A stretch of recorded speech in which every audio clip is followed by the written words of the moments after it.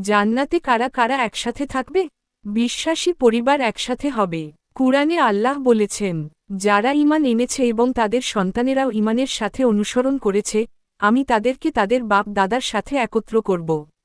সূরা আত-তুর ২১। মানে হল, স্বামী স্ত্রী, সন্তান, বাবা মা, যদি সবাই মুমিন হয় তবে তারা জান্নাতে একসাথে থাকবে। স্বামী স্ত্রী একসাথে থাকবে। দুনিয়ায় যদি স্বামী স্ত্রী দুজনেই মুমিন হয়, তারা জান্নাতে আরও সুন্দরভাবে একসাথে থাকবে। সেখানে তাদের সম্পর্ক হবে আরও ভালোবাসার, কোনো দুঃখ কষ্ট থাকবে না। সন্তানরা বাবা মায়ের সাথে থাকবে। যারা ছোট বাচ্চা অবস্থায় মারা যায়, আল্লাহ তাদের জান্নাতে বাবা মায়ের হাতে ফিরিয়ে দেবেন। আল্লাহর প্রিয় বান্দারা একসাথে থাকবে। নবী রাসূল, শহীদ, সৎকর্মী, তারা একে অপরের সঙ্গ পাবে। কুরআনে আছে, যারা আল্লাহ ও রাসূলের আনুগত্য করবে, তারা হবে নবী, শহীদ, সৎকর্মশীলদের সঙ্গী।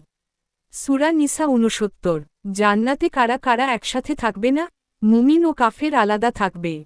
স্বামী যদি মুমিন হয় আর স্ত্রী যদি কাফের হয়, তবে তারা একসাথে থাকবে না। কারণ জান্নাত ও জাহান্নাম একসাথে হওয়ার জায়গা নয়।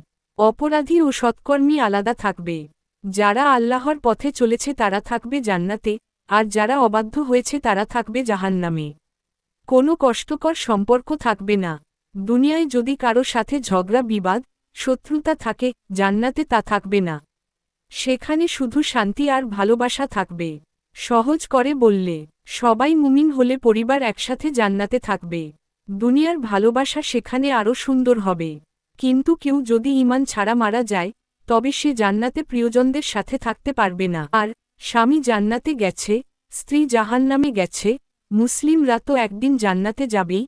পরে ওই স্ত্রী যদি সকল পাপের শাস্তি ভোগ করে জান্নাতে যায়, তখন কি তারা এক হতে পারবে? ইসলাম কি বলে? ১. মুসলিমরা শেষ পর্যন্ত জান্নাতে যাবে।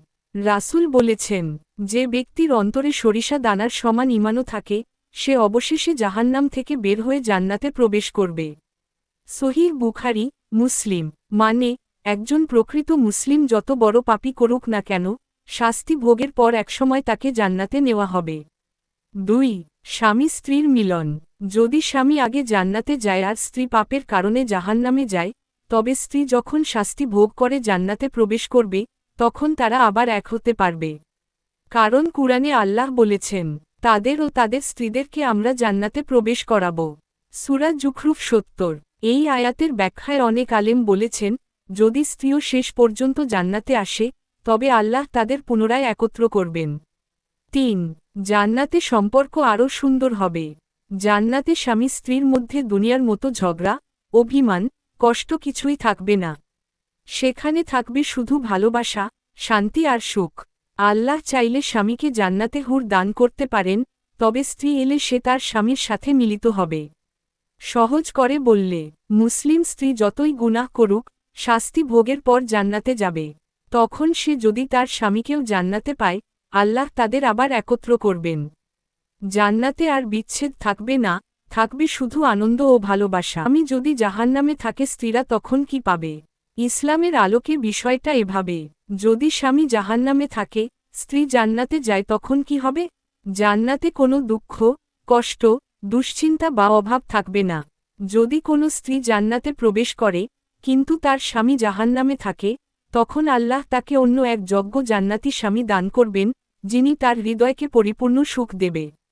কারণ জান্নাতে প্রত্যেকেই পাবে তার অন্তরের কামনা ও আনন্দের বস্তু। আল্লাহ বলেন, তোমাদের প্রাণ যা কিছু চায় তাই সেখানে থাকবে এবং তোমাদের জন্য যা কিছু চাও তাই তোমরা পাবে। সূরা ফুসসিলাত ৩১। আবার যদি স্ত্রী জান্নাতে আগে যায়, আর স্বামী মুসলিম হয় কিন্তু পাপের কারণে জাহান্নামে যায়, তখন স্ত্রী অপেক্ষা করবে না, বরং স্বামী তার শাস্তি ভোগ করে একদিন জান্নাতে প্রবেশ করলে আল্লাহ চাইলে তাদের একত্র করে দিতে পারেন। আর যদি স্বামী জান্নাতের যোগ্যই না হয়, ঈমান ছাড়া মারা গেছে, তবে তারা আর একসাথে হবে না। সংক্ষেপে, স্ত্রী জান্নাতে গেলে দুঃখ পাবে না যে স্বামী নেই। আল্লাহ তাকে নতুন সঙ্গী বা এমন সুখ দেবেন, যাতে স্বামীর অভাবও সে অনুভব করবে না। জান্নাতে কারো কোনো অভাব থাকবে না।